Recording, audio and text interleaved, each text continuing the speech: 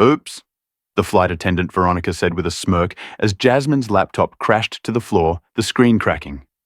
You should be more careful with your things. She saw a young black woman in casual clothes who didn't belong in first class. What Veronica didn't know was that the woman she just humiliated was Jasmine Carter, her new boss. The damaged laptop didn't just hold schoolwork. It contained the finalized signed contracts for the billion-dollar acquisition of this very airline, which had closed just yesterday.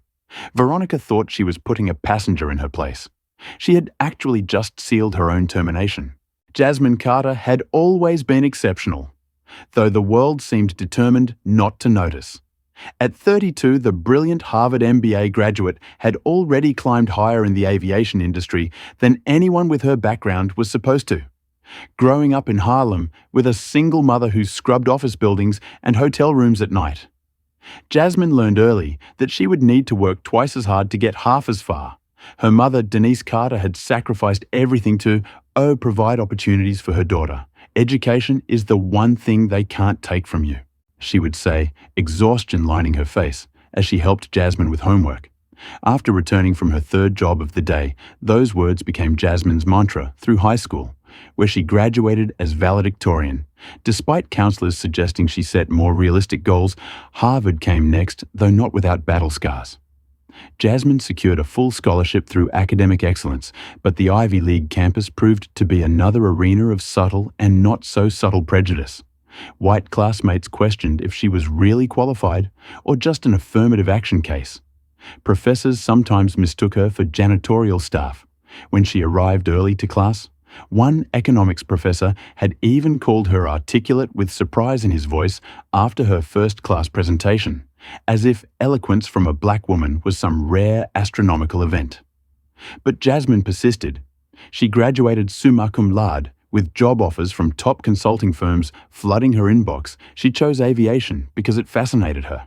The complex logistics, the global connectivity, the promise of bringing people together across boundaries within 8 years.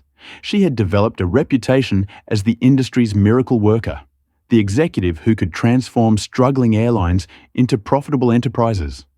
Her latest achievement had been conducted in near total secrecy, after months of careful negotiation and strategic planning. Jasmine was on the verge of becoming the youngest black female CEO in aviation history skyline. Airlines, a prestigious carrier with a problematic history of discrimination complaints, was about to become hers through a brilliant acquisition strategy that even the most seasoned Wall Street analysts hadn't seen coming. Today's flight was no coincidence. Jasmine had deliberately booked herself on Skyline's flagship route to experience their service firsthand before the acquisition announcement. Her laptop contained the final presentation for tomorrow's board meeting, along with the signed contracts that would make the deal official instead of her usual executive attire. The armor of tailored suits she wore to white male-dominated boardrooms. She had dressed casually in designer jeans and a simple blouse. Let me see how they treat regular passengers, she had told her executive assistant Sydney, especially those who look like me. From the moment she arrived at the terminal, the answer had been clear. The ticket agent had checked her first-class boarding pass 3 times, asking if perhaps she was at the wrong gate. The security officer had pulled her aside for a random screening, while white businessmen sailed through the priority lane. And when boarding began, the gate agent had stopped her again. First class is boarding now, ma'am. You'll need to wait for your group. I am in first class, Jasmine had replied calmly. Extending her boarding pass, the look of surprise on the agent's face had been just the first of many as she settled into a plush window seat. In the first-class cabin, Jasmine observed how the white passengers were greeted by name, offered drinks immediately, and treated with differential smiles. When the flight attendant finally acknowledged her, it was with a curt, "You need something," rather than the warm, "How may I assist you, sir?" directed at the white businessman across the aisle. The anxiety and pressure Jasmine felt wasn't about flying. It was about what tomorrow would bring after this acquisition. She wouldn't just be breaking a glass ceiling, she'd be responsible for transforming a corporate culture that clearly needed an overhaul. Her mother's voice echoed in her mind. When you get to the top, make sure you send the elevator back down. Jasmine opened her laptop, the screen illuminating with spreadsheets and the finalized acquisition documents. Tomorrow, everything would change, not just for her, but for every person who had ever been judged by the color of their skin. Rather than the content of their character, she just needed to get through this flight. First flight attendant Veronica Peterson had worked for Skyline Airlines for 20 years, and she had certain beliefs about how things should be. Chief among them was knowing who belonged where. When she spotted Jasmine Carter sitting in first class during her pre-flight cabin check, something about the image simply didn't compute in her mind. Veronica was a tall woman with perfectly coiffed blonde hair and a practiced smile that never quite reached her eyes. She prided herself on upholding traditional values and had often complained to colleagues about how the airline's obsession with diversity was lowering their standards in her 2 decades of service.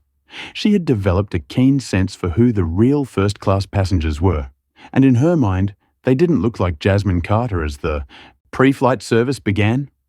Veronica lavished attention on the white passengers in the cabin. She memorized their names, complimented their ties or watches, and made recommendations from the premium drink menu. But when she reached Jasmine's row, her demeanor changed entirely. "Anything to drink?"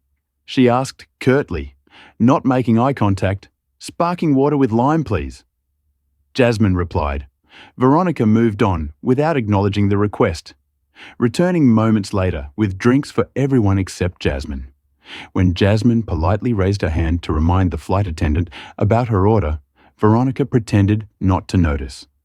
It took 3 attempts before Jasmine finally received her water without the requested lime. "Excuse me," Jasmine said quietly. "I asked for lime with my water." Veronica's smile tightened. "We're out of lime. You should have ordered earlier." Jasmine glanced at the white businessman across the aisle, whose gin and tonic was garnished with a fresh lime wedge. She said nothing.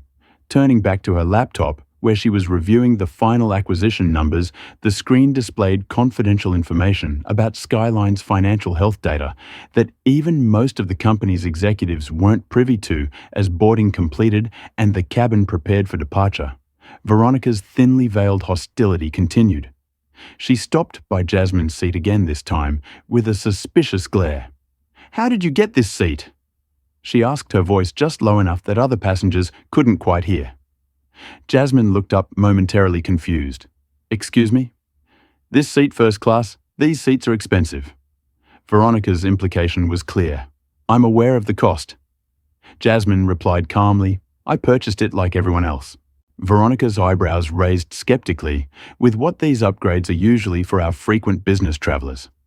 The white businessman across the aisle, Wallace Thompson, according to Veronica's earlier friendly greeting, had been listening with increasing discomfort. He shifted in his seat, accidentally knocking his elbow against his drink. The glass wobbled and spilled, sending ice and liquid across his tray table. Veronica rushed to his side immediately. "Oh my goodness, Mr. Thompson. Let me clean that up right away. I'm so sorry about that. Let me get you a fresh drink immediately." She fussed over him, offering premium napkins and a replacement drink with double the alcohol on the house. As she cleaned his area, some of the liquid dripped over the divider and onto Jasmine's open laptop bag. "On the floor, your bag is leaking onto my side," Veronica snapped at Jasmine as if she had caused the spill. "Actually, the spill from his drink is dripping onto my property," Jasmine corrected, reaching down to move her. "Bag, don't use that tone with me," Veronica hissed. "You're being disruptive." Jasmine straightened in her seat. "I'm not being disruptive. I'm protecting my property from damage, and I'd appreciate the same courtesy you're extending to other passengers." Something in Veronica snapped, her face flushed red, and before Jasmine could react, Veronica's hand shot out, knocking Jasmine's open laptop directly off the tray table. It crashed to the floor with a sickening crack, the screen fragmenting on impact. "Oops," Veronica said, not bothering to disguise her satisfaction. "You should be more careful with your things." The cabin fell silent. Jasmine stared at her laptop containing the only copies of some critical acquisition documents now lying damaged on the floor of the aircraft.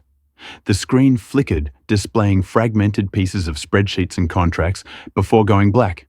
"You deliberately knocked over my computer." Jasmine said, her voice steady, despite the rage and panic building inside her.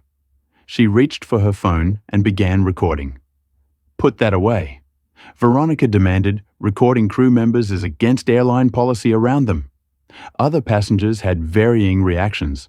Some looked away, pretending not to notice. Others watched with uncomfortable expressions.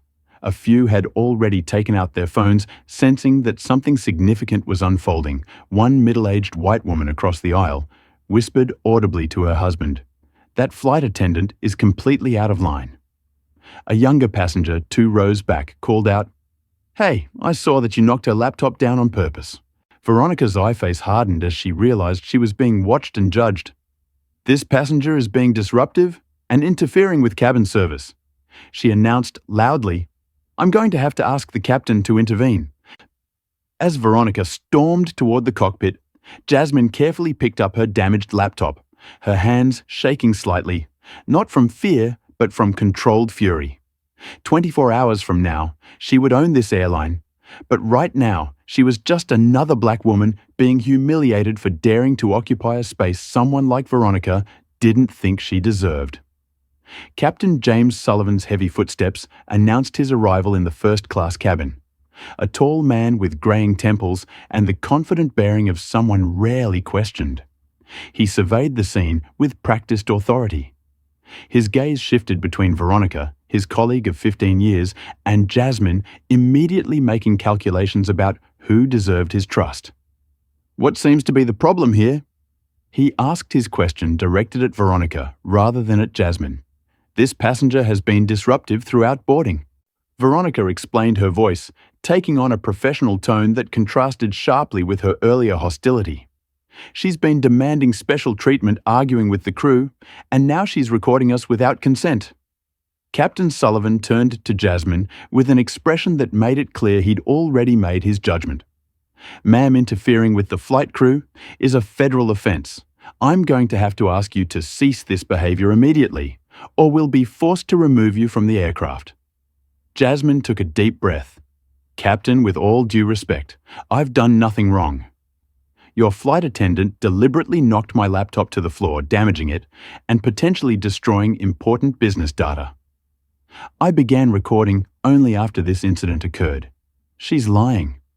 Veronica interjected.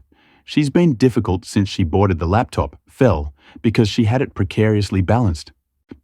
Captain Sullivan's eyes flickered to Jasmine's damaged computer, regardless of how it happened. "I need to ensure this flight departs safely and on time. Do we have an understanding that there will be no further disruptions? The only disruption has been the treatment I've received." Jasmine insisted, her voice leveled, despite her rising frustration. "This laptop contains critical business documents that I need for a meeting tomorrow. The damage was deliberate, and I'd like it formally acknowledged. Sullivan's patience was visibly thinning, ma'am. We can file a report after we land. If you wish to make a formal complaint right now, I need your assurance that you'll comply with crew instructions for the remainder of the flight, or I will have security escort you off this aircraft." As Jasmine opened her mouth to respond, she noticed another flight attendant.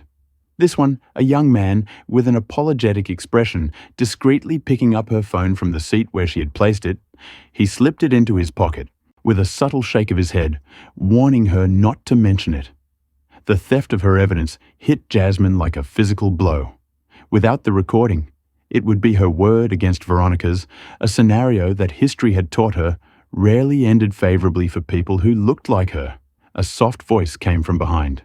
"I have it on video." Jasmine turned to see a middle-aged Asian woman holding up her phone. "I recorded what happened. She definitely knocked your laptop down on purpose." Veronica's face flushed with anger. "Passengers are not permitted to record crew members without permission. I was recording my first-class experience to show my kids." The woman replied calmly, "I happened to capture the incident. Would you like me to send this to customer service now, or after we land?" The captain's expression shifted slightly as he realized there might be objective evidence contradicting his colleague's version of events that won't be necessary at this time, ma'am. We'll sort this out properly after we reach our destination. Jasmine made a quick decision. Creating a scene might feel momentarily satisfying, but it wouldn't serve her. larger goals tomorrow. She would have the power to address this systemic problem from the top down. For now, strategic patience was her best option. I understand, Captain. I'd like to continue my journey without further incident. Sullivan nodded clearly, relieved to avoid escalation. Very well, we'll be taking off shortly. As the captain returned to the cockpit and Veronica moved to the galley with a triumphant glance back at Jasmine. The Asian passenger discreetly passed her a business card. Lin Chen, corporate attorney. I've already sent the video to my cloud storage. Text me if you need it. Jasmine nodded gratefully and reached for her phone before remembering it had been taken. She signaled to the young male flight attendant who had confiscated it. I need to make a quick call before takeoff, she explained. I'm sorry about what happened, he whispered, returning her phone.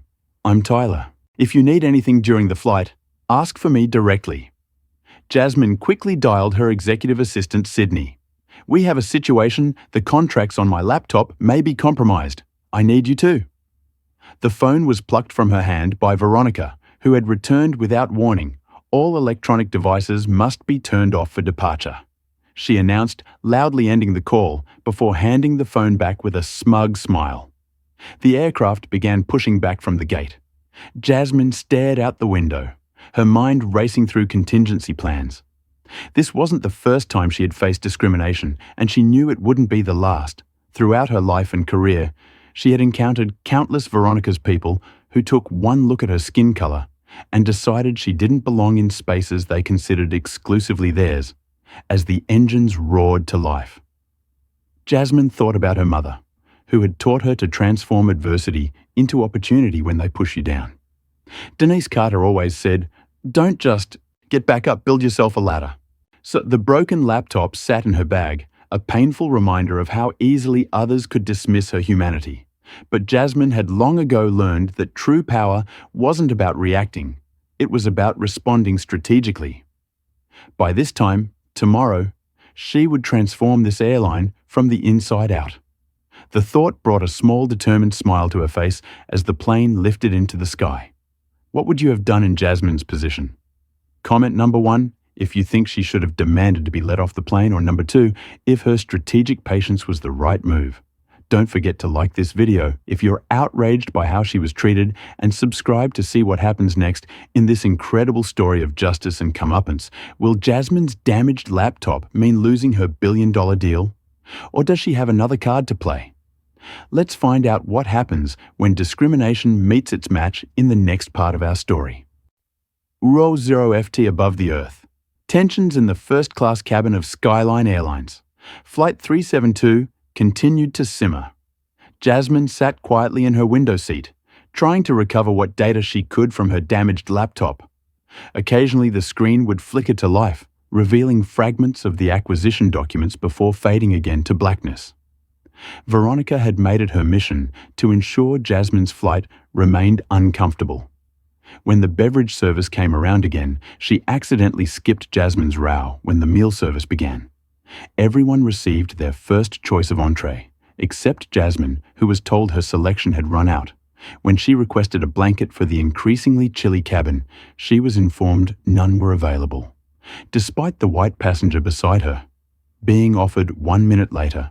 3 rows ahead, a group of 4 white men in expensive suits were receiving royal treatment. Veronica laughed loudly at their jokes, kept their glasses filled with premium scotch, and checked on their comfort every few minutes. Their boisterous conversation carried throughout the cabin, making it impossible for other passengers to rest or work. Did you see the stock price this morning? One of them asked the others, his voice carrying clearly to where Jasmine sat. Something's definitely happening with Skyline. Merger rumors. Another replied confidently, my buddy at Goldman says there's a buyer circling. Jasmine kept her expression neutral, though her interest was piqued. These men were clearly industry insiders, possibly even Skyline executives. God, I hope it's not another diversity stunt. The first man continued, remember when United put that woman on their board and the stock tanked for a quarter affirmative action at 30. 000 FT laughed, the third man causing the others to chuckle. I'll tell you one thing, said the fourth, lowering his voice slightly but still audible to Jasmine. If some diversity hire tries to run this airline, I'm taking my business elsewhere. Some things should stay traditional, you know what I mean? Veronica approached their row with fresh drinks. Gentlemen, I couldn't help overhearing my boyfriend works in Skyline's executive offices, and there are definitely some changes coming between us. I think you're right to be concerned about the direction things might take. Jasmine's eyebrows raised slightly at this unprofessional disclosure. She made a mental note of the flight attendant's badge number, visible whenever she turned in profile, attempting to focus on salvaging her data. Jasmine tried connecting to the in-flight Wi-Fi if she could upload even parts of the contract to her secure cloud. She might be able to reconstruct the most critical elements, but after entering her credit card information and attempting to connect, an error message appeared, "Service unavailable for this seat." Jasmine glanced around the cabin and noticed other passengers using the Wi-Fi without issue when she pressed the call button to ask about the problem. Veronica appeared with an insincere smile. "Having technical difficulties?" she asked sweetly. "The Wi-Fi isn't working at my seat." Jasmine explained. "Oh, that's strange. Must be a technical issue." "Nothing I can do about that," Veronica replied with exaggerated helplessness. "Perhaps you can try again later. Much later." As Veronica walked away, the young male flight attendant, Tyler, approached with a bottle of water as he placed it on Jasmine's tray. He slipped her a folded napkin. "Just checking if you need anything else," he said, at normal volume before lowering his voice to add, "She manually blocked your seat number from the Wi-Fi system. It's a feature meant for unruly passengers." Jasmine unfolded the napkin to find a handwritten note. "Crew Wi-Fi Skyline staff password. Blue Horizon 25 use my login Williams. Sorry about this." "Thank you," Jasmine whispered. "Why are you helping me?" Tyler's eyes darted to make sure Veronica wasn't watching.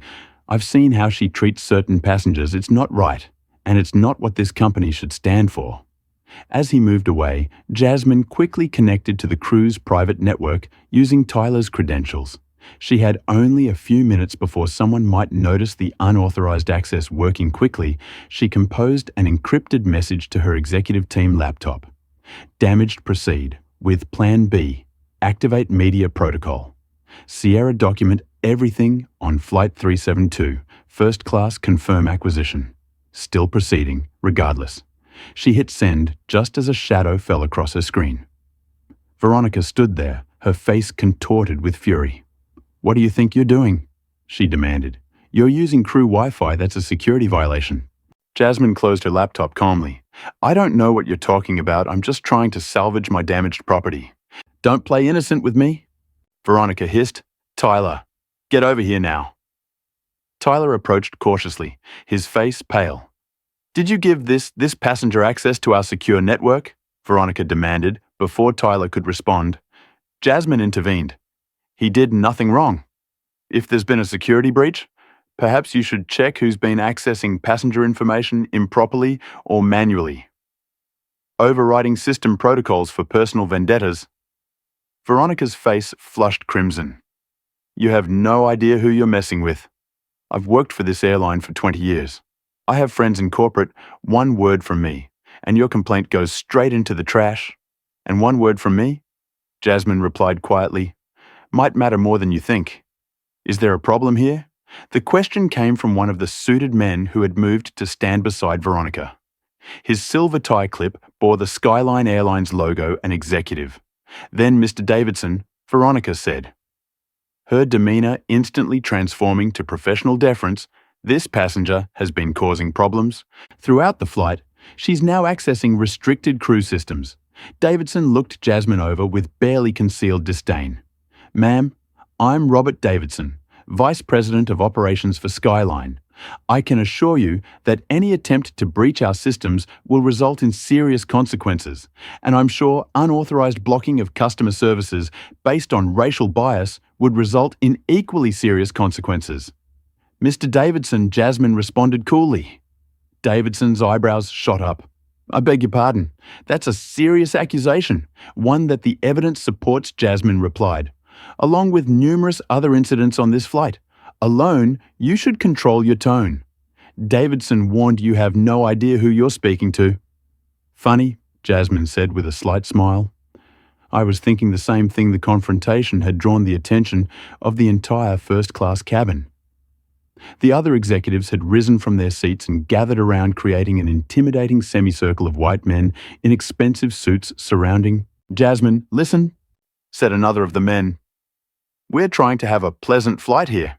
If you can't behave appropriately in first class, perhaps you should consider flying coach next time. The microaggressions were becoming increasingly overt, but Jasmine remained composed, documenting every comment and face for future reference. I have every right to be here, she stated firmly, and every right to be treated with the same respect as any other passenger.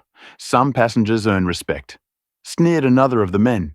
Some just play the race card when they don't get special treatment. Tyler, who had been standing silently by, suddenly spoke up. Sir, that comment is inappropriate and violates our company's code of conduct. Veronica rounded on him. You are way out of line. Williams, consider yourself reported. I'll make sure you never work another premium cabin again. What's going on here? A new voice entered the fray as a plain-clad air marshal approached from the back of the aircraft. Alerted by the growing disturbance, these passengers are harassing this woman, Tyler said quickly.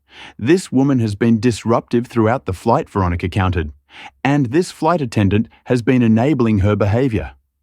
The air marshal surveyed the scene. 4 white male executives, a senior white female flight attendant, and a young black woman seated alone. His gaze lingered on Jasmine, making assumptions that were written clearly across his face.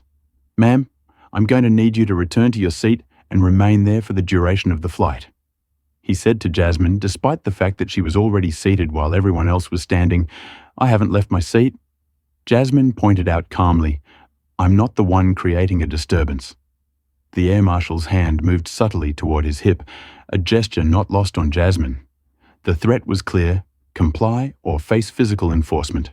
Everyone please return to your seats, he announced. We'll sort this out upon landing. As the group dispersed, Veronica leaned down close to Jasmine's ear. You're finished, she whispered. When we land, you'll be met by security. Enjoy trying to explain your way out of this one. Tyler caught Jasmine's eye as he moved back toward the galley, giving her a small nod of solidarity. At least one person on this flight understood what was really happening. Whether that would be enough remained to be seen as Flight 372 began its initial descent. The cabin crew prepared for landing.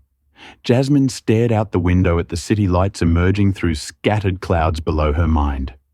Racing with contingency plans, the confrontation had escalated beyond what she had anticipated, but in some ways it had also provided clarity. The airline's culture problem wasn't just about one prejudiced flight attendant. It reached all the way to the executive level. Jasmine's damaged laptop occasionally flickered to life, revealing fragments of the acquisition documents that would change everything tomorrow, or were supposed to anyway. She worried briefly about whether the damage might somehow jeopardize the deal, but reminded herself that the contracts had already been signed and submitted. The presentation was a formality, important, but not legally necessary. The captain's voice crackled over the intercom. Ladies and gentlemen, we've begun our descent and should be landing in approximately 20 minutes at this time. All electronic devices must be turned off and stowed. Flight attendants, prepare the cabin for arrival. Jasmine powered down her laptop and carefully placed it in her bag. As she did, she noticed a text message from Sydney. Her executive assistant had somehow come through. Despite the airplane mode, urgent call the moment you land, team mobilized, media on standby. A small smile played at the corners of Jasmine's lips. Sydney was terrifyingly efficient, one text from the plane, and she had likely already put all contingency protocols in motion. The smile faded quickly as the intercom sounded again. Attention passengers. This is Captain Sullivan. We've been advised that security personnel will be meeting our aircraft upon arrival. All passengers are requested to remain seated until security has completed their eye duties. We apologize for any inconvenience from across the aisle. Veronica shot Jasmine a triumphant look. The message was clear. She believed Jasmine would be removed from the aircraft in handcuffs. Jasmine closed her eyes, Thinking back to a similar moment years ago in a Harvard classroom, a professor had openly questioned whether she belonged in his advanced finance seminar, suggesting that certain students might find the material too challenging that day. Her mentor, Professor Christine Winters, the only black female faculty member in the department, had witnessed the exchange. Never let them see you sweat.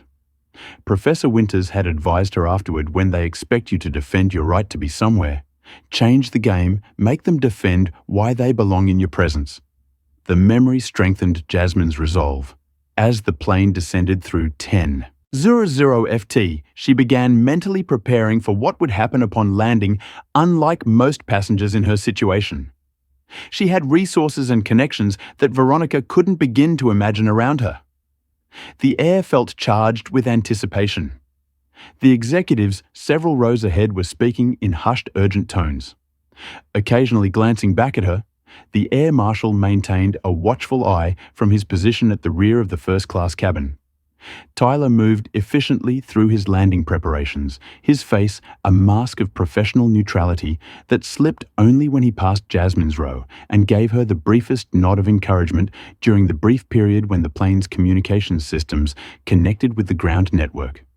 During descent, Jasmine's phone vibrated with a cascade of incoming messages. She glimpsed a few before stowing the device from Sydney legal team, waiting at gate PR statement, ready from Lin Chen, the passenger who had recorded the incident video, secured and sent to email. You provided from Alexis, Washington. Jasmine's lead counsel, everything in place, proceed as planned. The pieces were falling into order. Jasmine had spent her entire career preparing for moments like this. Moments when someone underestimated her, thinking her powerless, when she was anything but the landing gear deployed with a mechanical thunk that reverberated through the cabin outside the window. The airport approached rapidly, a constellation of runways and taxiways illuminated against the darkening sky. Final approach, the captain announced cabin crew seats for landing, as the plane touched down with a slight bump in the thrust. Reversers engaged with a roar. Veronica made her way to Jasmine's seat under the guise of a final compliance check. "I hope you've enjoyed your flight," she said, her voice dripping with sarcasm. "Security is very efficient at this airport. They'll have you processed in no time." "I'm sure they are," Jasmine replied calmly, "and I'm sure everyone will be exactly where they need to be very soon." Veronica's eyes narrowed at the cryptic response. "What's that supposed to mean?" "It means," Jasmine said, leaning forward slightly, "that actions have consequences even for people who think they're untouchable." Before Veronica could respond, the aircraft came to a complete stop at the gate. The seatbelt sign dinged off, but the captain immediately reminded everyone to remain seated. "Ladies and gentlemen, as previously announced, security personnel will be boarding the aircraft momentarily. Please remain in your seats until this process is complete." Passengers murmured with curiosity and concern. Being held on an arrived aircraft was unusual and inconvenient. Veronica straightened her uniform and moved toward the front of the cabin, a satisfied smile playing on her lips. "Enjoy explaining your behavior to airport security," she whispered as she passed. Jasmine remained seated, her posture relaxed but alert. This was the moment everything would change. She had faced discrimination before, in classrooms, in boardrooms, in public spaces where people like Veronica felt emboldened to challenge her very presence. But never before had she been in a position to address it so comprehensively. To turn the tables so completely, the aircraft door opened with a hydraulic hiss. Veronica stood ready to greet the security team she expected would remove the problematic passenger. Instead, 3 people in impeccable business attire stepped into the cabin. The first was a tall black woman with close-cropped silver hair. Alexis Washington, Jasmine's chief counsel. The second was a younger South Asian man with glasses and a tablet computer. Raj Patel, her chief technology officer. The third was Sydney Chen, Jasmine's executive assistant, her expression professional, but with a glint of satisfaction in her eyes. Captain Sullivan Alexis announced in a commanding voice that carried throughout the cabin, "We need to speak with you and your crew immediately regarding an incident that occurred on this flight." Veronica's triumphant expression faltered as she realized these weren't airport security officers. "Excuse me, but who are you?" How did you get clearance to board this aircraft? Sydney stepped forward, her tablet displaying official credentials. We have full clearance from Skyline Airlines corporate headquarters. This is a matter of utmost urgency. The aircraft door opened wider as additional people boarded 2 uniformed airport police officers and a woman in a Skyline Airlines executive uniform. The confusion on Veronica's face deepened into alarm from her seat. Jasmine gathered her belongings and stood up as she walked toward the front of the cabin. The expressions on the faces of Veronica, Captain Sullivan, and the group of executive passengers transformed from confusion to dawning horror. Jasmine stopped directly in front of Veronica, I think, she said quietly, so that only the flight attendant could hear. There's been a misunderstanding about who I am.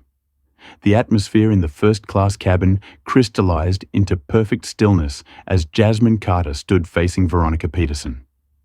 Behind Jasmine, the doorway was filled with her executive team and legal counsel. Behind Veronica, Captain Sullivan had emerged from the cockpit, his face a mask of confusion. "What is the meaning of this?" he demanded.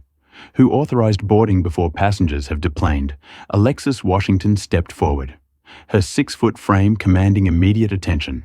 "Captain Sullivan, I'm Alexis Washington, Chief Legal Officer for Carter Global Ventures. We're here regarding a serious incident involving discrimination against our CEO. Your CEO?" Veronica repeated, her voice suddenly thin. Her eyes darted to Jasmine, then back to Alexis, as the implications began to sink in. The woman in the Skyline executive uniform moved to the front of the group. "Captain Sullivan, I'm Patricia, Montgomery Chief Operating Officer of Skyline Airlines.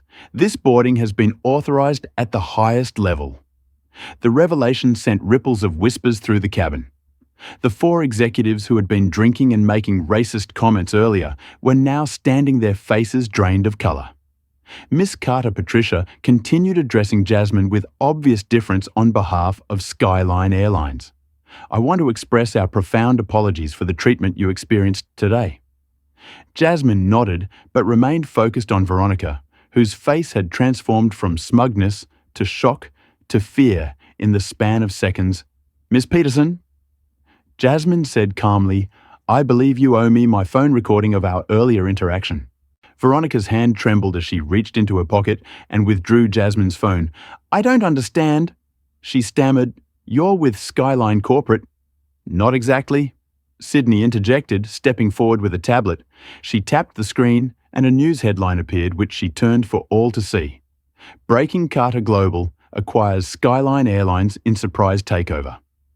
The timestamp showed it had been published 5 minutes ago, effective as of market close today. Jasmine explained, her voice clear and carrying throughout the now silent cabin, "I am the majority owner and incoming Chief Executive Officer of Skyline Airlines." The 4 executives who had been making racist comments earlier audibly gasped. One of them, Robert Davidson, the Vice President of Operations, stepped forward, his face ashen. "Ms. Carter." He began, his tone completely transformed from his earlier condescension. "There seems to have been a terrible misunderstanding." "There certainly has," Jasmine agreed, "though I'm not sure misunderstanding accurately describes deliberate discrimination, Mr. Davidson. Or should I reference your earlier comment about diversity hires and how some things should stay traditional?" Davidson's mouth opened and closed, without sound, like a fish suddenly finding itself on dry land. Captain Sullivan, struggling to process the dramatic shift in power dynamics, attempted to regain control of the situation. "Mrs. Carter, while I deeply regret any unprofessional behavior that may have occurred, I'm sure we can address these concerns through proper channels, rather than creating a scene that distresses other passengers." "Creating a scene," Jasmine Moe repeated, raising an eyebrow like announcing that security would remove a passenger who had done nothing wrong, or allowing your crew to deliberately damage valuable property, or standing by while executives of your airline made openly racist remarks. Tyler Williams, who had been quietly observing from the galley, stepped forward. "Miss Carter is telling the truth, Captain. I witnessed the entire incident, including Veronica, deliberately." Knocking Miss Carter's laptop to the floor, Veronica turned on him furiously. "You little traitor. You have no idea what you're doing to your career right now, actually." Jasmine interjected. Mr. Williams has just demonstrated exactly the kind of integrity this airline will value moving forward. She turned to Tyler with a nod of appreciation. Thank you for standing up for what's right. Even when it was difficult. The cabin erupted in a buzz of conversations as passengers realized they were witnessing something extraordinary. Phone cameras were recording from every angle. Lin Chen, the passenger who had recorded the initial incident, stood up. I have the whole thing on video. From the moment the flight attendant knocked down your laptop deliberately to the racist comments made by these executives. The recording had already been uploaded to Jasmine's secure server, but the public acknowledgement caused several of the Skyline executives to visibly pale. Raj Patel, Jasmine's chief technology officer, stepped forward with her damaged laptop in his hands. We've recovered the data, Miss Carter. The acquisition presentation is intact. Jasmine nodded her thanks, then addressed the entire cabin. Ladies and gentlemen, I apologize for the delay in your deplaning. What you've witnessed today is unfortunately not an isolated incident, but rather a symptom of a culture that has been allowed to fester at this airline as the new owner and CEO of Skyline. I want to assure you that meaningful change begins today. She turned to Patricia Montgomery. Ms. Montgomery, please ensure that all passengers on this flight receive vouchers for future travel as compensation for the delay. And please arrange for Mr. Williams to be escorted to our executive lounge. I believe he and I have much to discuss about the future of this airline. Patricia nodded briskly. Of course, Miss Carter, Veronica, who had been standing frozen in horror, finally found her voice. You don't understand. I've given 20 years to this company, and in those 20 years, Jasmine replied quietly, how many passengers have you treated the way you treated me today? How many people have felt unwelcome or unworthy? Because of your prejudice, every interaction matters. Miss Peterson, every person deserves dignity. News crews had gathered at the terminal windows, alerted by the breaking story of the acquisition. The scene playing out in the first-class cabin would soon be headline news across the country. Captain Sullivan, recognizing the gravity of the situation, addressed Jasmine directly. Ms. Carter, as captain of this aircraft, I take full responsibility for the conduct of my crew and the safety and comfort of all passengers. I failed in that duty today, and I deeply apologize. Jasmine studied him for a moment. Accountability begins with acknowledgement. Captain Sullivan, we'll discuss your future with the airline. After a full review of this incident, as passengers began to deplane, many stopped to offer Jasmine words of support or apology for not speaking up. Sooner, the four executives tried to slip away unnoticed, but Sydney stopped them with a raised hand. Gentlemen, Ms. Carter would like to see all of you in the Skyline Executive Lounge immediately. Your comments during the flight require addressing. Davidson attempted to object. I have a connecting flight which has already been rebooked for tomorrow. Sydney finished for him. This meeting is non-negotiable. As the cabin emptied, Jasmine found herself face to face with Veronica. One final time, the flight attendant's earlier arrogance had collapsed into desperate pleading. Please, you don't understand. I have bills, a mortgage. I can't lose this job. Perhaps you should have considered that before deciding I didn't deserve basic human dignity. Jasmine replied, actions have consequences. Miss Peterson, today, you're experiencing yours. What would you have done if you were in Jasmine's position when the truth was revealed? Comment number 1, if you would have fired Veronica on the spot, or number 2, if you would have used this as a teaching opportunity for the entire company. Don't forget to like this video if you felt satisfied seeing justice served, and subscribe to see what happens next. As we discover the fallout from this incredible confrontation, will the executives face consequences for their racist remarks? How will Jasmine transform the airline's toxic culture? Let's continue this powerful story. The Skyline Airlines Executive Lounge had never been so tense. Normally, a sanctuary of privilege where the company's highest-ranking officers relaxed between flights, it had transformed into an impromptu tribunal. At the head of the conference table sat Jasmine Carter, her damaged laptop placed prominently before her. To her right was Alexis, Washington Chief Counsel, and to her left sat Raj Patel, who had connected the laptop to the room's large display screens. Facing them across the polished mahogany were the 4 Skyline executives from the flight, including Robert Davidson, Vice President of Operations. Captain Sullivan sat rigidly at one end, his captain's hat placed neatly beside him. Veronica Peterson had been seated at the opposite end, isolated and clearly uncomfortable in these rarefied surroundings where she had never been invited before. "Gentlemen, Miss Peterson, Captain Sullivan." Jasmine began, her voice measured and calm. "I want to thank you for joining this emergency session of what is now my board of directors." Davidson cleared his throat nervously, "Miss Carter, while we appreciate the urgency. You feel I must point out that proper protocols for board meetings include—" "Mr. Davidson." Alexis interrupted the acquisition document signed yesterday. "Give Miss Carter controlling interest in Skyline Airlines, effective as of 4:00 this afternoon. This meeting is being conducted entirely within her authority as majority shareholder and incoming CEO." Davidson fell silent, his face flushing. Jasmine continued, "I had planned to experience Skyline service as an ordinary passenger before introducing myself to the company leadership tomorrow. What I experienced instead was an object lesson in why this acquisition was necessary in the first place." She nodded to Raj, who tapped his tablet, the screen behind them filled with a PowerPoint slide titled "Discrimination Complaints Against Skyline Airlines 2020-2025. A graph showed a steady increase year over year, with categories broken down by race, gender, disability, and religion. This data wasn't public. Another executive objected, "How did you access these internal reports?" "Due diligence." Jasmine replied simply, "What concerns me isn't just the number of complaints, it's how they were handled." Raj advanced to the next slide, showing that of 732 discrimination complaints filed in the past 5 years, only 6 had resulted in any disciplinary action. That's because most complaints are without merit. Davidson interjected, "People play the race card when they don't get upgraded, or when we enforce standard policies." Jasmine's gaze locked onto Davidson, the race card. "Mr. Davidson, is that similar to your comment on the flight about diversity hires, not belonging in airline leadership?" The room fell silent as Raj played a crystal-clear audio recording of the executives' conversation from the flight captured by Jasmine's phone.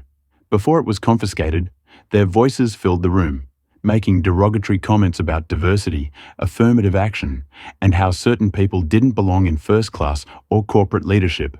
When the recording ended, Davidson stared at the table. Those comments were private conversations, not official company positions. "Shh, culture starts at the top." "Mr. Davidson," Jasmine replied, "when executives speak that way, even privately, it sets the tone for the entire organization." She turned to Veronica, who had been silent throughout the meeting. "Miss Peterson, you mentioned on the flight that your boyfriend works in Skyline's executive offices. Could you clarify that relationship for us?" Veronica shifted uncomfortably. "Bradley Thompson is the Director of Crew Relations, Mr. Thompson, who has dismissed 78% of discrimination complaints without investigation," Alexis asked. Referring to her notes, "He follows company policy." Veronica defended a policy designed to protect people like you while ignoring the experiences of people like me. Jasmine observed. She turned back to the executives. "Gentlemen, this isn't just about one incident or one flight attendant. This is about a systemic failure of leadership." Her damaged laptop flickered on the table, still showing fragments of the acquisition presentation she had prepared. "I came to this airline prepared to implement gradual changes to work within the existing leadership structure while slowly shifting the culture. What I experienced today has convinced me that a more comprehensive approach is necessary." Patricia Montgomery, the COO, who had met them at the plane, entered the lounge accompanied by Tyler Williams, the flight attendant who had helped Jasmine and Ms. Carter. Patricia said, "The press is gathering in the main terminal. They're requesting a statement about both the acquisition and the incident on the flight. They'll have one shortly." Jasmine assured her. She gestured for Tyler to take a seat at the table. Much to the surprise of the executives. "And Veronica, why is he here?" Veronica demanded. "He's just a flight attendant. Mr. Williams demonstrated something today that seems rare at Skyline Airlines. Moral courage, Jasmine replied. He risked his position to do what was right. Despite intimidation, she turned to Tyler, which is why I'd like to offer you a new position as our Director of Customer Experience Reporting. Directly to me, Tyler's eyes widened in shock. Miss Carter, I don't know what to say. Say yes? Jasmine smiled. We need people who understand that respect isn't reserved for certain passengers based on their appearance. Davidson scoffed. You can't seriously be promoting a junior flight attendant to director level. He has no qualifications. His qualifications were demonstrated today. Mr. Davidson, Jasmine cut him off something yours were as well. Though with very different results, she stood commanding the attention of everyone in the room. Here's what happens next. I am implementing a zero-tolerance policy for discrimination. Effective immediately, every complaint will be thoroughly investigated by an independent third party. Mandatory bias training begins next week, for all staff starting with this room's occupants. She turned to each executive. In turn, gentlemen, you have a choice to make. You can submit your resignations by 9 tomorrow morning, or you can commit to the new direction of this company. Understanding that your past behavior and comments will be factors in your performance reviews moving forward, the executives exchanged nervous glances. Their former arrogance replaced by uncertainty. Mrs. Peterson Jasmine continued, Your employment with Skyline Airlines is terminated effective immediately. Your boyfriend's position will be under review as well, given the clear conflict of interest and pattern of dismissed complaints. Veronica gasped. You can't do that. The union will. The union has already been provided with the video evidence of your actions. Alexis interjected. They've indicated they will not contest a termination for cause. In this case, tears welled in Veronica's eyes, but they were tears of anger rather than remorse. This isn't fair. I've given 20 years to this airline.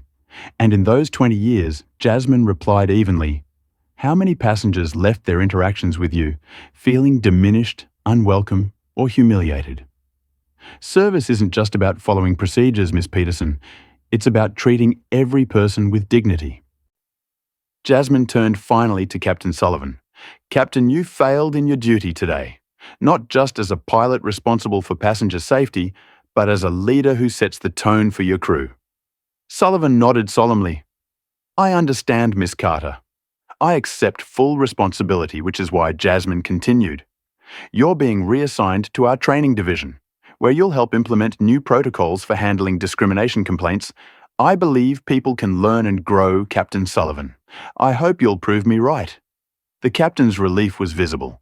Thank you for the opportunity. I won't let you down. Jasmine collected her damaged laptop and nodded to Raj. Please ensure this is preserved exactly as it is. It will be displayed in our headquarters lobby as a reminder of why our cultural transformation matters. As the meeting concluded, the executives filed out their futures. Uncertain, Veronica was escorted to HR to process her termination, still protesting the unfairness of it all. Captain Sullivan left to begin drafting new training procedures. His captain's hat clutched tightly in his hands. Only Tyler remained still, processing his unexpected promotion. Miss Carter, he said hesitantly. Why me? You don't even know me. Jasmine smiled. I know that when faced with a choice between what was easy and what was right, you chose right. That's surprisingly rare, Mr. Williams, and exactly the quality we need to build a better airline. Patricia Montgomery returned to the lounge, Ms. Carter, the press is waiting, and your mother has called 3 times. Jasmine laughed. Tell them I'll be right there and get my mother on the phone. She'll want to hear about this day, directly from me, as Tyler and Patricia left to prepare for the press conference. Jasmine took a moment alone in the executive lounge. The weight of the day settled on her shoulders. The discrimination, the confrontation, the revelation, and now the responsibility of transforming an entire corporate culture on the table before her.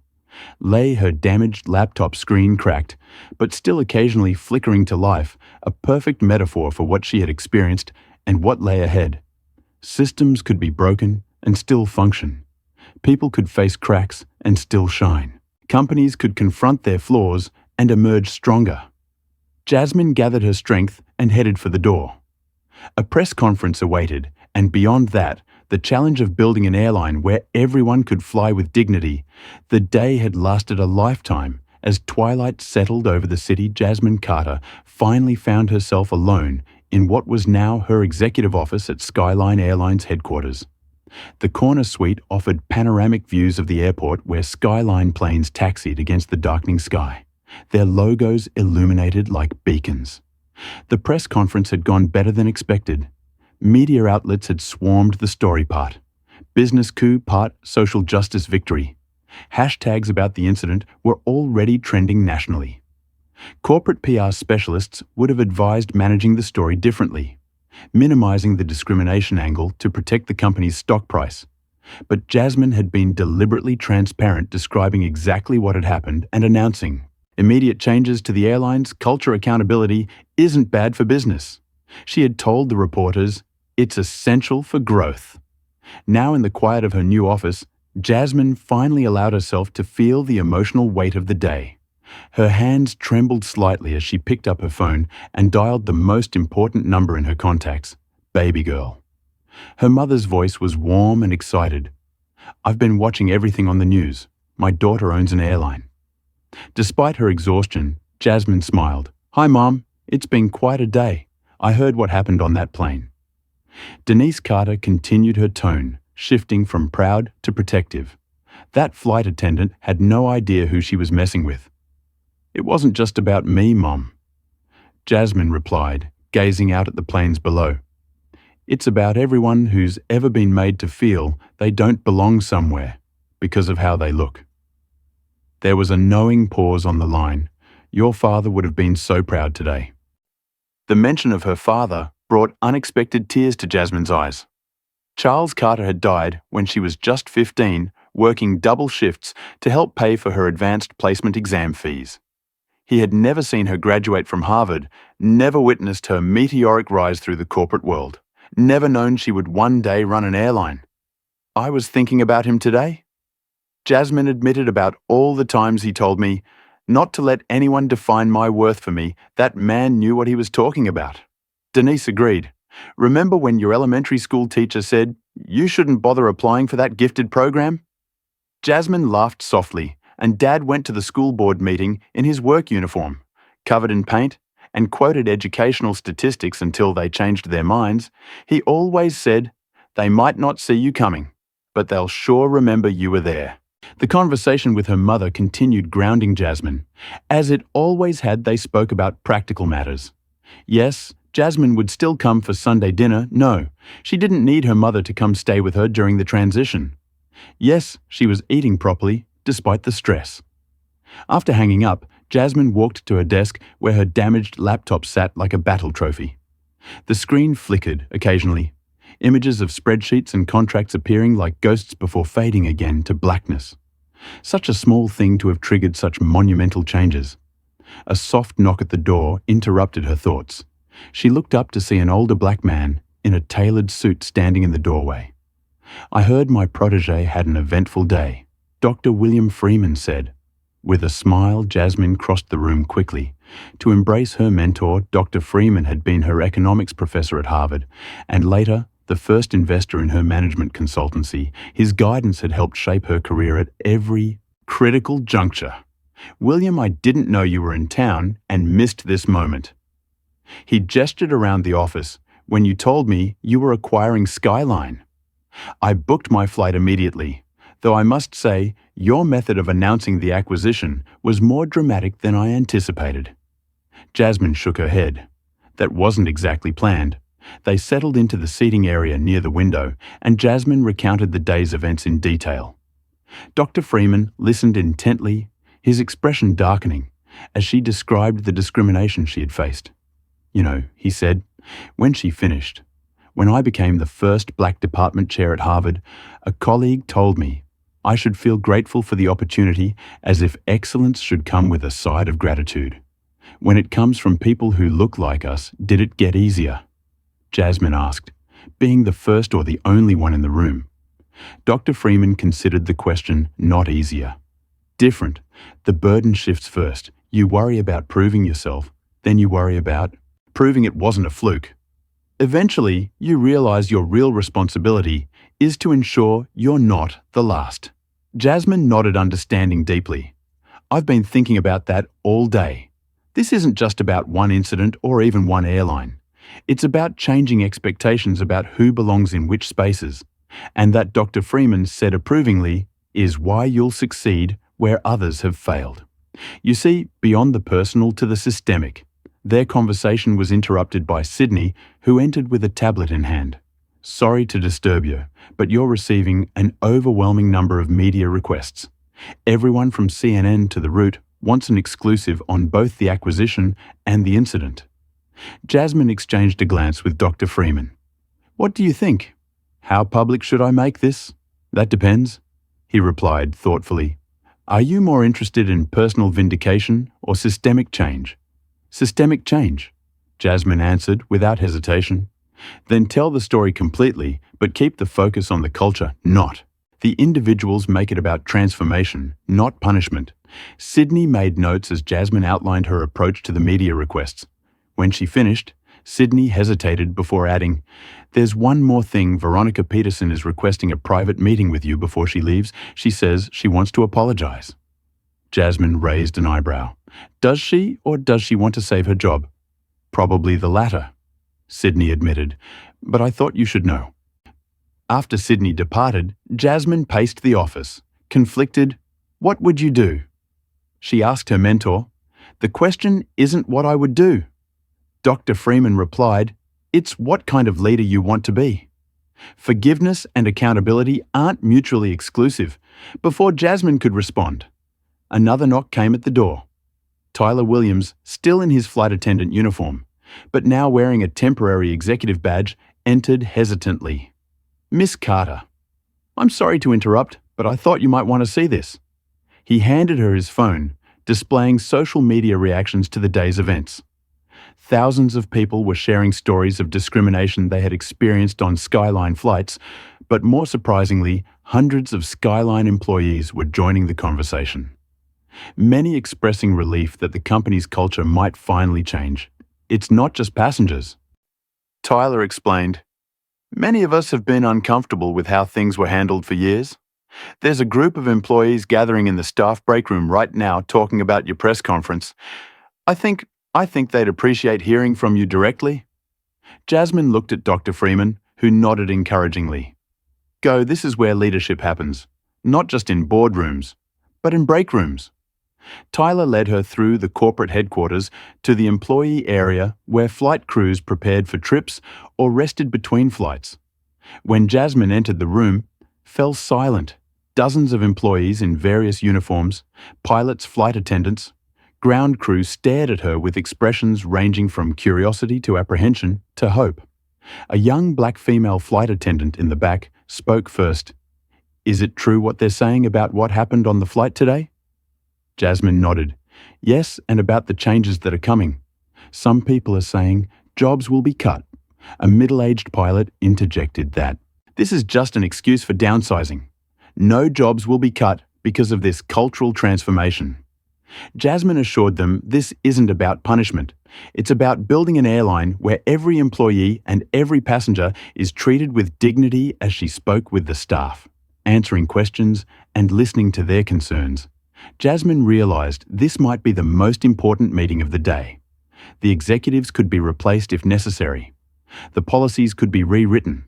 But the culture would only change if the people who interacted with passengers every day believed in the transformation. The young black flight attendant approached her as the impromptu meeting concluded. Miss Carter, I just wanted to say, I was on that flight today. In economy, I saw what happened. Jasmine studied the young woman's face. You were working the main cabin. She nodded. Yes, and I've seen Veronica do similar things before, but no one ever calls her out because she's protected seeing you stand up to her. It meant something to me. It meant maybe things really can change. As Jasmine returned to her office, the weight of responsibility felt heavier than ever. This wasn't just a business acquisition anymore. It was a promise to thousands of employees and millions of passengers that excellence and equity could coexist. Her damaged laptop still sat on the desk, a reminder of how the day had begun. She touched the cracked screen, gently thinking of all the obstacles she had overcome. To reach this moment, the discrimination hadn't started today on that plane, and it wouldn't end with Veronica's termination. But for the first time, Jasmine felt she had the power to address it. At its roots, tomorrow would bring new challenges, resistant board members, nervous shareholders, skeptical employees. But tonight, in the quiet of her new office, Jasmine Carter allowed herself to feel both the burden and the possibility of being the change she had always hoped to see. 6 months had passed since the day Jasmine Carter's laptop had been deliberately knocked to the floor of Skyline Airlines Flight 372. 6 months of intensive work, challenging conversations and fundamental changes that had transformed not just one company, but sent ripples throughout the entire industry. The morning sun streamed through the windows of Skyline's headquarters, illuminating the lobby, where Jasmine stood addressing a gathering of employees, media representatives, and industry leaders, behind her encased in glass. Like a museum piece sat her damaged laptop, preserved exactly as it had been that day. Screen cracked, but still occasionally flickering to life. 6 months ago. Jasmine began this laptop, became a symbol of something broken in our industry today. It stands as a reminder that broken doesn't mean destroyed, that damage can lead to transformation. That what matters isn't the cracks we sustain, but the light that shines through them. The audience applauded as Jasmine unveiled the plaque beneath the display case. Change takes flight, the beginning of a journey toward equity. The changes at Skyline Airlines had been swift and comprehensive. Within weeks of the incident, Jasmine had implemented industry-leading anti-discrimination policies and training programs.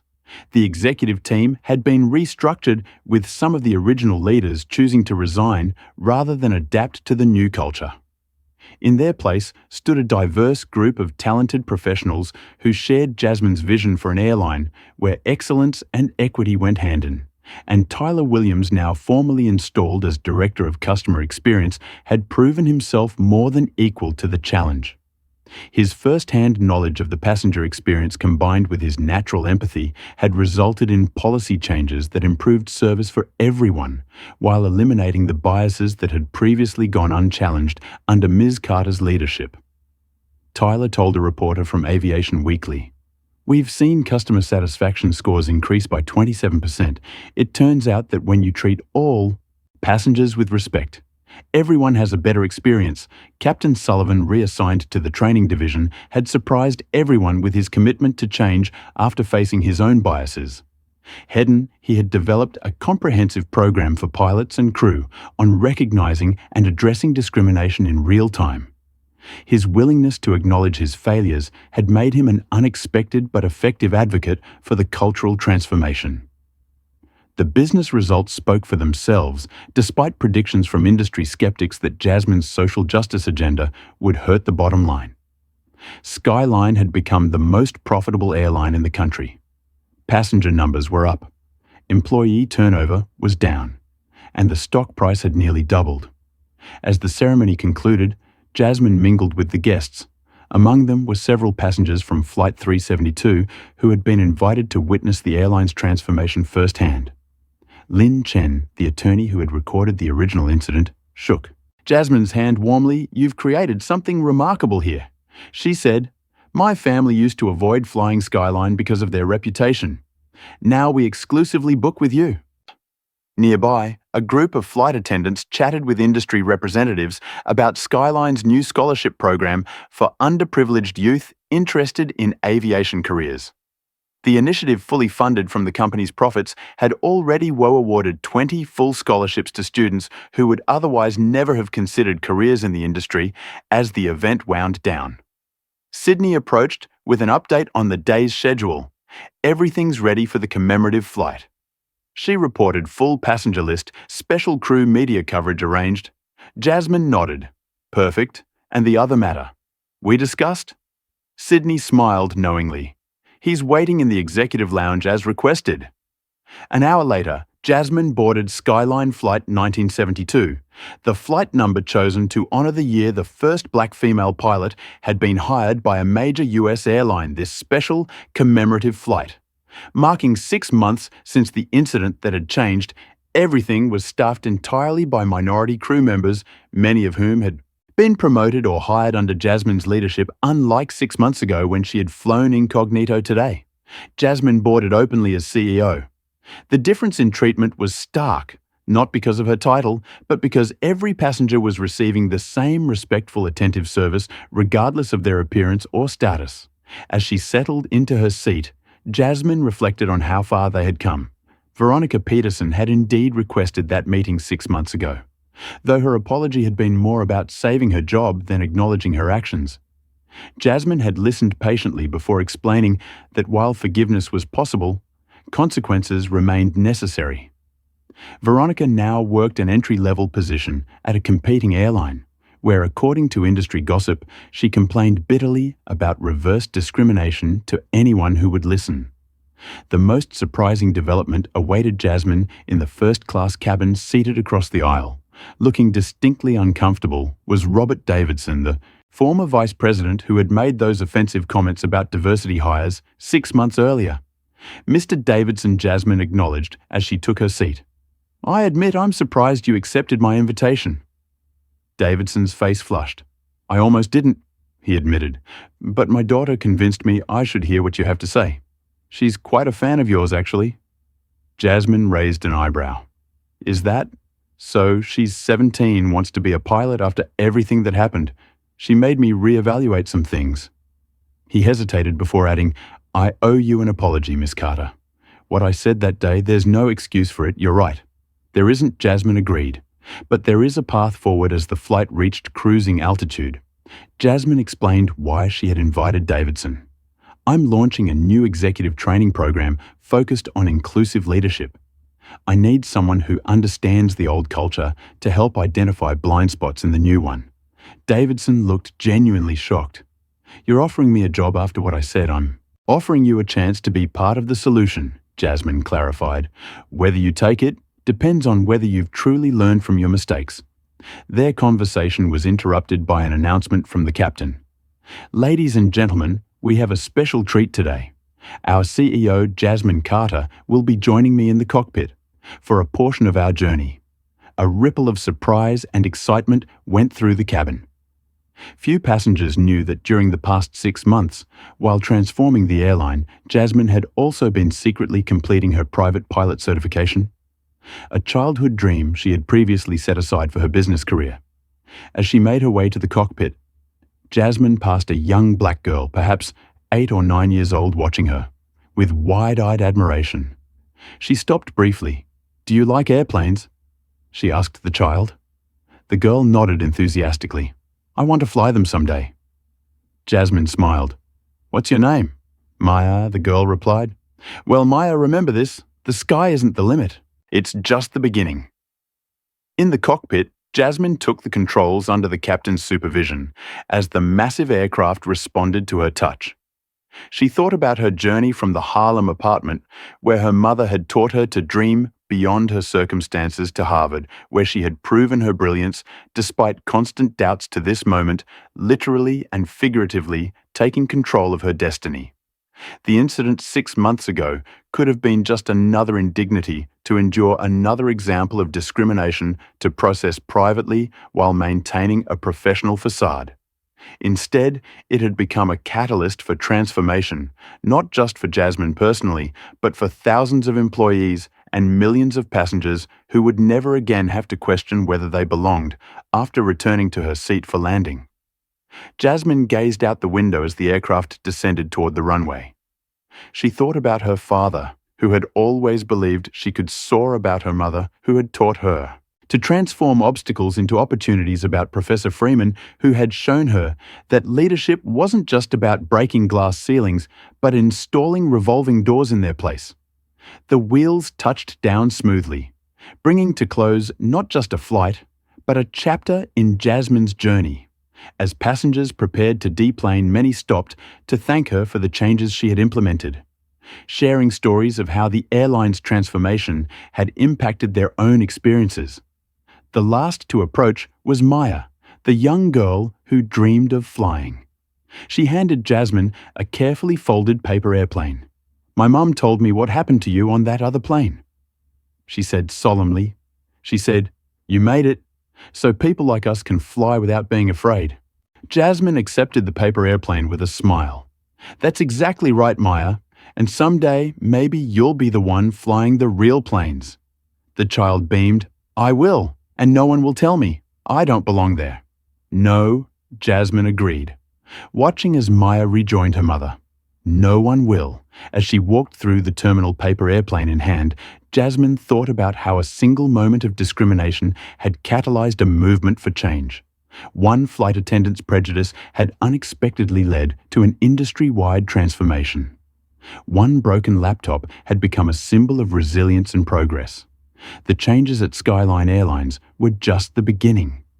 Other carriers had begun implementing similar policies. Recognizing that diversity and inclusion weren't just moral imperatives, but business advantages.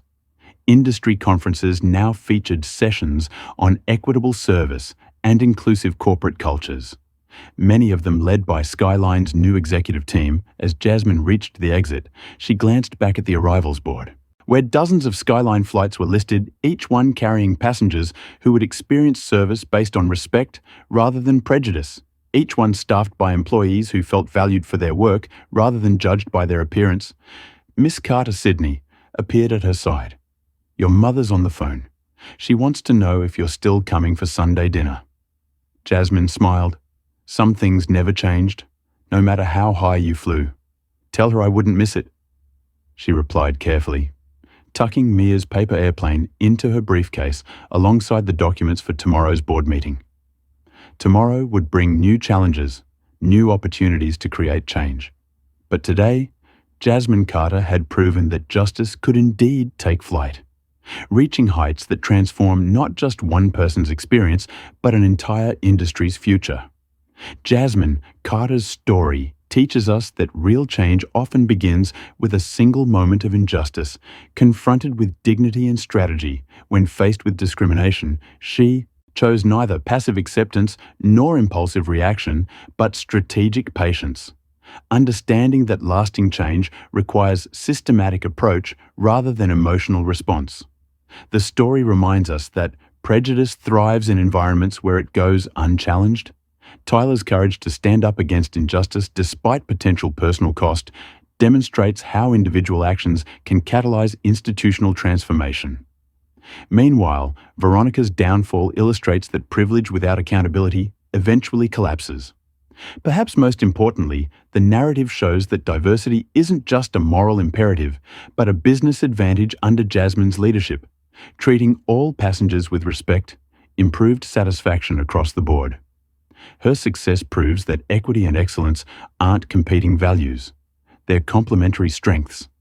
The broken laptop transforming from a symbol of discrimination to an emblem of progress reminds us that our setbacks can become stepping stones when approached with resilience and vision. As Jasmine told young Maya, "The sky isn't the limit, it's just the beginning." What moment in your life changed everything? Have you ever been underestimated based on your appearance only to prove someone wrong? Or have you witnessed discrimination and wondered whether to speak up? Share your experience in the comments below. Your story might inspire someone facing similar challenges today. If Jasmine's journey from discrimination to transformation resonated with you, hit that like button to help more people discover this powerful message. Subscribe to our channel for more stories of triumph over adversity that will inspire and empower you. And if you know someone struggling with discrimination or doubting their own potential, share this video as a reminder that justice can take flight in unexpected ways. Thank you for joining us on this journey. Remember, like Jasmine, you have the power to transform obstacles into opportunities and create lasting change in your world. Until next time, keep soaring above expectations.